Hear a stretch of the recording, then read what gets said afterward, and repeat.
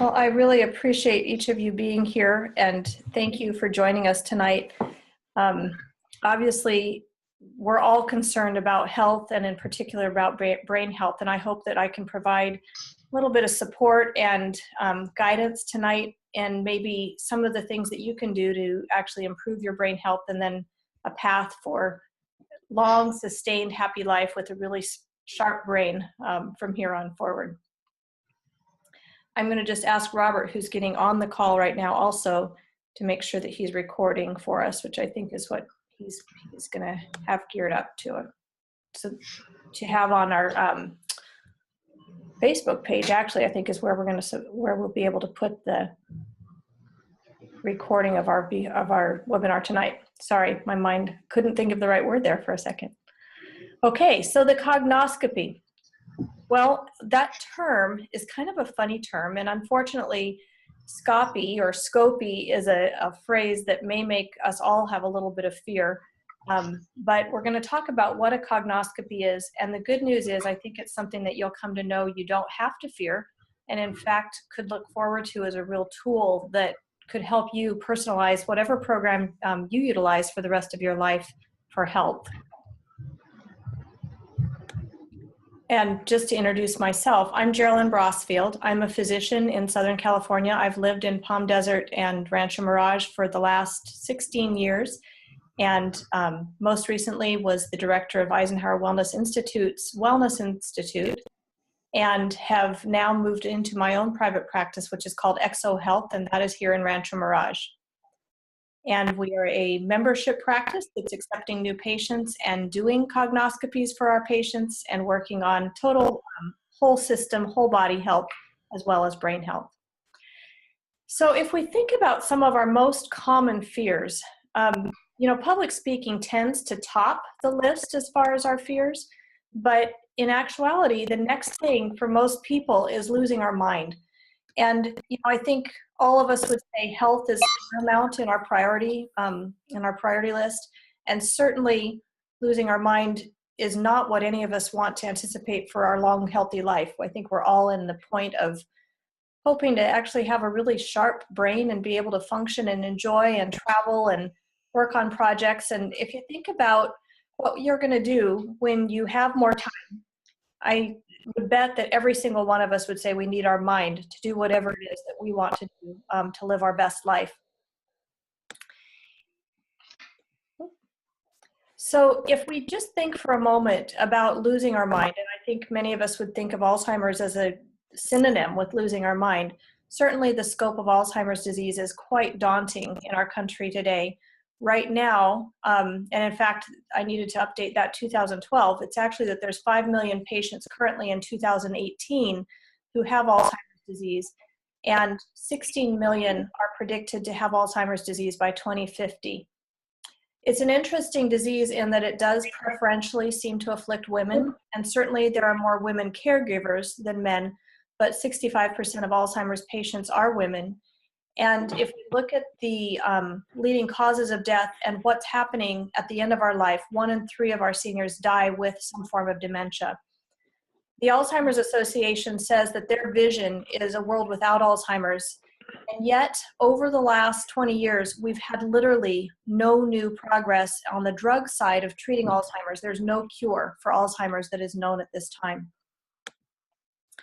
However, there's some amazing hope, and this is what we're going to talk about tonight.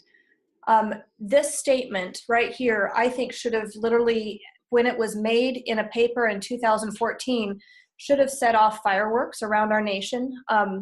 Cognitive decline associated with Alzheimer's disease can now be reversed and improvement sustained using a personalized programmatic approach that is targeted to underlying pathophysiology.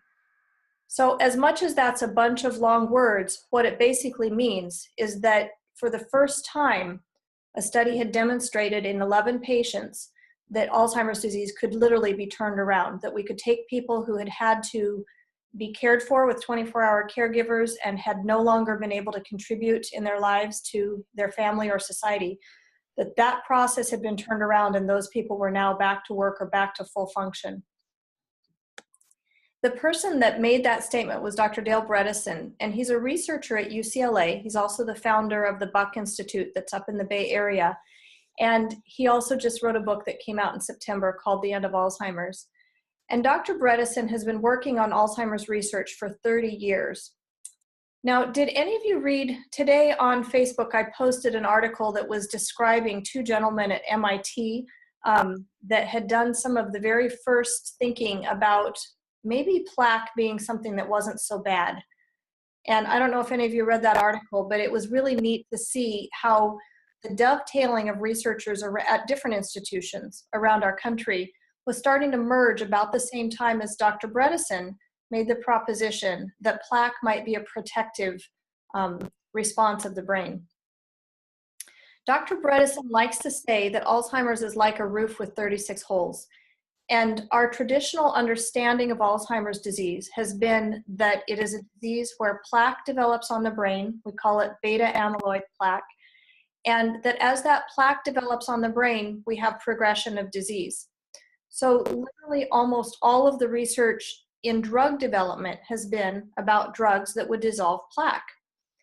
And in some ways, if you think about Alzheimer's being a disease that maybe has more like 36 contributors, and Dr. Bredesen says he thinks it's more than 36, but that it's probably not more than 50. They feel like they've narrowed it down to certainly the majority of the contributing factors. So if we start targeting only one of those areas, which is beta amyloid plaque, we've done nothing for the remaining 35 holes in the roof. And therefore, it kind of explains why our drugs have not been effective, and there's been no cures with our drug research. So the new perspective that both the gentlemen that, if you read the article that's on my Facebook page, two gentlemen at MIT, as well as Dr. Bredesen, began to develop in the early 2000s was that Alzheimer's is a protective response to dysfunction of the brain. And there's three kind of major main pathways that support the brain that can go awry that Alzheimer's is a protection for. And the first is inflammation.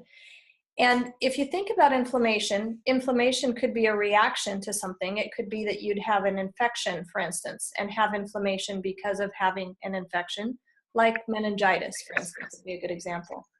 Or you could have an internal environment where blood sugar was so deranged or abnormal that the blood sugar abnormalities had caused inflammation inside the body. So inflammation is one thing that prompts production of the Alzheimer's disease. And typically, I would say inflammation also prompts the production of amyloid plaque and then causes Alzheimer's disease. Another cause of Alzheimer's that the brain is trying to protect itself by creating plaque is the withdrawal of what we call trophic support. So I don't know if any of you are familiar with the word atrophy or atrophy. So when a muscle isn't used, it atrophies or gets smaller or shrinks. Well, the brain does the same thing. So trophic support is like a label that means all the enzymes, all the hormones that are supportive to the brain. So for instance, estrogen in women is a very highly supportive hormone to the brain. Testosterone is a highly supportive hormone to the brain. Vitamin D is a very highly supportive hormone to the brain. So when we look at all of the supportive hormones, whether they're enzymes or whether they're vitamins or whether they're growth factors, those are things that if you remove them, the brain begins to shrink or not function as well. And Alzheimer's is a protection against that shrinkage. Also exposure to toxins, metals, or pesticides. Think about mercury poisoning, for instance. Or one hot topic that's extremely controversial is what about some of the neurotoxins that are in our vaccines and the doses that we're getting of those vaccines these days. But exposures to toxins, whether it's mold, metals, pesticides, antibiotics, all of those can be toxins that can get across the blood-brain barrier, and Alzheimer's is a protective response to those toxins. The other types of Alzheimer's have to do with mechanical injury, like a blood vessel that's not supplying enough blood flow to a section of the brain, and or traumatic injury, like our football players who have repeated brain injury, or people who have multiple concussions, all have a higher propensity towards Alzheimer's disease. So when Dr. Bredesen started to publish this perspective, it really kind of rocked the world because everybody thought he was a little bit weird, that he would think that Alzheimer's was a protective response. What's not been weird is that by treating these issues, the inflammation, or providing the growth factors instead of allowing them to be deficient in the body, or by removing toxins or molds or pesticides, Dr. Bredesen has been able to reverse Alzheimer's.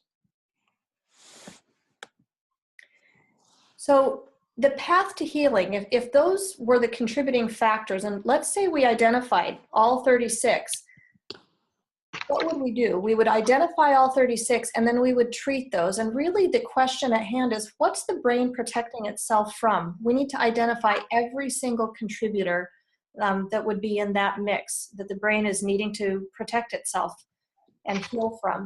And so one of the new tenets in this approach is to not even try to reduce the plaque until you've identified why it's protecting the brain.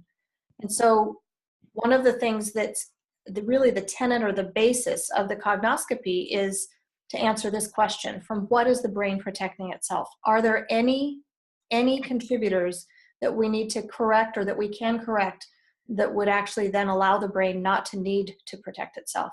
So we look at things like viral infections, oral bacterial counts, loss of the trophic support or the enzymes and hormones in the body when we're doing the brain workup. So when we're treating Alzheimer's, or even when we're saying we want to prevent Alzheimer's, we treat every identified abnormality and we support normal brain function. In people who have overt signs of Alzheimer's or dementia, where they are literally leaving the stove on, they are not able to provide daily functions or activities of daily living, they're called. The first sign of a positive response is that the progression stops, like things stop getting worse. And as soon as things stop getting worse, what is noticed in patients that have actual visible symptoms of Alzheimer's is that not only does the progression stop, but then over about a 2 to 3 month period of time, patients are seen to actually improve. And it's almost as though you could say, healthy body, healthy brain. As the body processes, whether those are viral or infectious or heavy metals or whatever the issues are, as those reverse, brain actually reverses back to more normal function. So the topic of our evening, now I'm going to get to the actual real meat of why you're all here, I think, and that is, what is a cognoscopy? So the cognoscopy allows for this whole process of identifying all the causative factors and reversing them. It allows for that to occur at a preventive time frame. So on one hand, you could say, well, gosh, this makes sense for people with, full out symptoms of Alzheimer's. But let's roll the track back a little bit. And in some ways, this ties into why I'm in functional medicine. Functional medicine is an approach that says, let's look at all of the issues before either disease expresses itself, or let's help the body have everything it needs so that a disease does not express itself. And when patients come into my office and they are having things that we can label with a diagnosis, for instance, like reflux or severe inflammation of the joints or digestive issues or memory issues, if we sort of step back further and take a big picture approach where we say, let's look at where are the imbalances in this whole system and correct those and let the body heal itself. The cognoscopy and this approach to Alzheimer's fits so beautifully with that, because as we heal the body, we can actually prevent the occurrence of brain decline in the first place. So we never actually have to get to a symptomatic place. So for all of us that are functional, but maybe have these questions lurking in our brain, like, oh my gosh, I am forgetting why I came into this room more frequently, or something that was really simple, like my password is eluding me, or where on earth did I put the tickets for the show? Those kinds of little memory lapses that start to really haunt us a little bit when we're afraid of Alzheimer's disease are good triggers to say, okay, what is going on? Are those things occurring more often? Do we need to take action? But the action that you can take when you really still have all your faculties about you is that you can have a cognoscopy, you can have a very thorough testing process and identify where your own weak links are. And you can actually repair and support those so that you never actually have Alzheimer's or dementia express itself.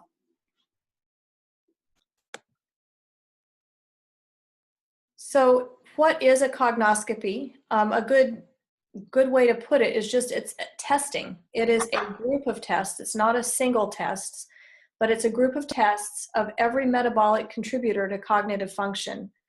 And we do this test with the goal of identifying the individual's areas for optimization. So when we're looking at a cognoscopy as a result, when I look at all the results of cognoscopy, the goal for me is to look at it and say, okay, where are the places that we can make everything in this system work better together so that this person maintains normal function of their entire system? So a cognoscopy includes all of this list. There's 43 blood tests. There are also an additional 4 tests that are genetic tests for very specific propensities, like do you have a propensity for gluten intolerance is one of the 4 that are a genetic type of test. But there's 43 blood tests that we do. There are about 4 questionnaires, one of them for someone that is close to you or a loved one or someone you work with, to somebody you trust, honestly, to evaluate sort of how they see your function. We do a very thorough medical history. We do that in the office. And what I'm looking for when I do that history is exposures and toxins in your background. There are lots of things that if you told me, for instance, that you had swum in a reservoir in the middle of California during your growing up years, I would be testing for heavy metal exposure and runoff from petroleum products and pesticides. And some of that guidance then gets triggered to do more in-depth testing, even from the blood tests that show up as a screening test to say, gosh, there's been a big exposure to toxin for this person. Most people don't need to have imaging. And when I say imaging, there's a specialized MRI that does a measurement of the volume or the size of each part of the brain. So it's called volumetric MRI of the brain. And that can be done. We have 2 locations here in Rancho Mirage that do that test. But you really don't need that test unless you're having symptoms. So I, so far, have only had 1 patient that qualified for imaging of our first round of cognoscopies this first 2 months. And it's a lot more diagnostic if we do the imaging. In other words, if we have someone where they are suspecting that they have Alzheimer's or their family thinks that that might be going on, the imaging test allows us to actually measure the volume of the hippocampus. And the hippocampus is this little section in the middle of the brain. It's kind of shaped like a seahorse. But that volume of the hippocampus actually is something that rises and falls with the progress of dementia. So if we see that the hippocampus volume is smaller than normal, we know that we're dealing with a dementia, specifically Alzheimer's.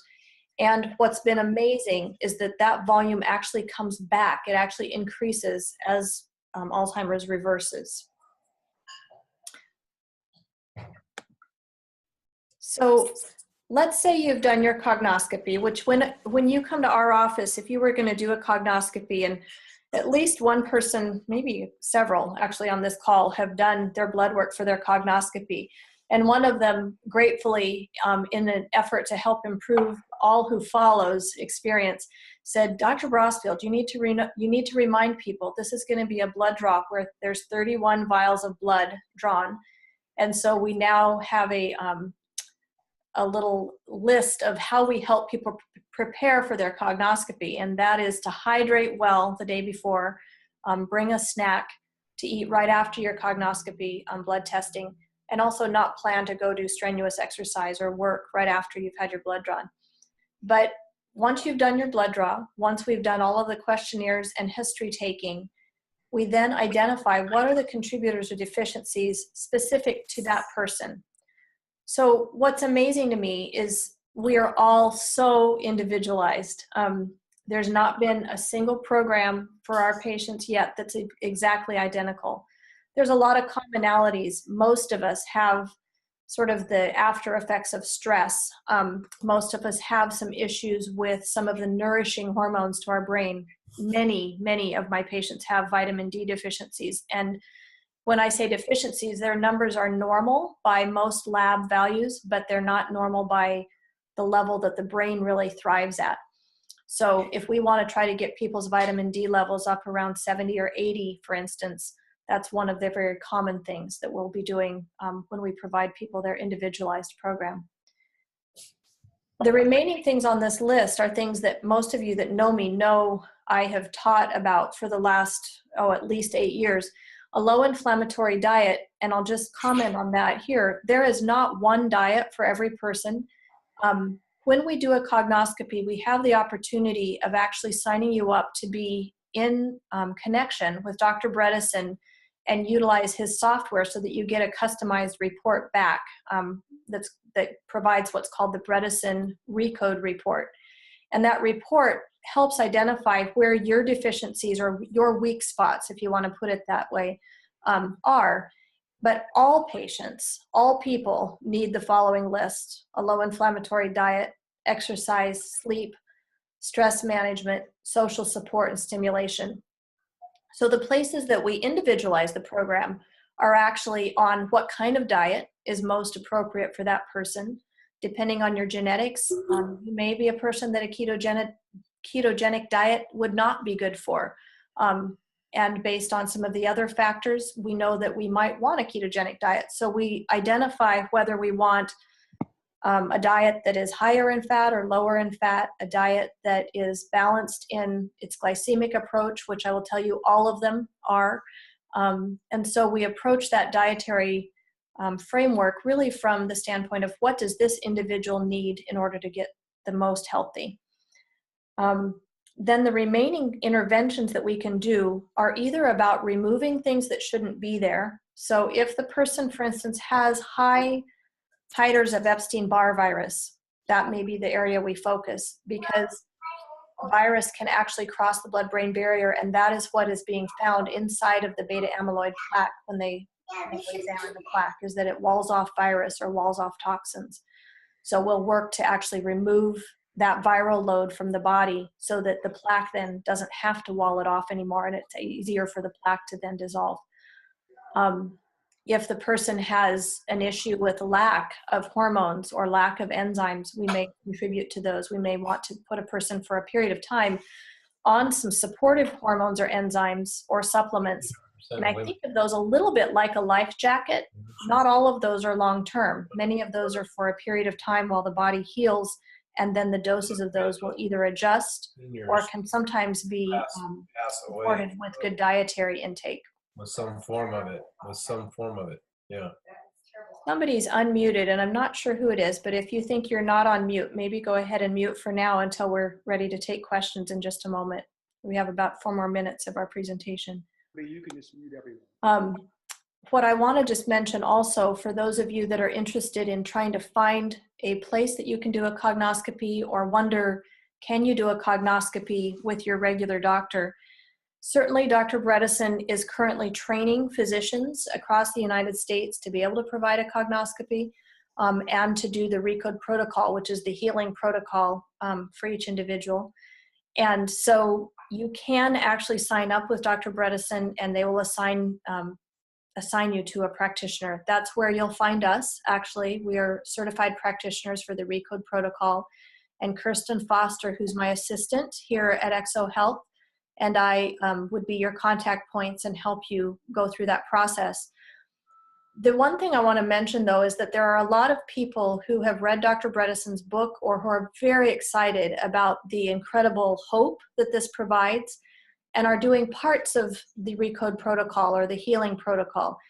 And just know that really the foundation of this approach is to do the whole thing.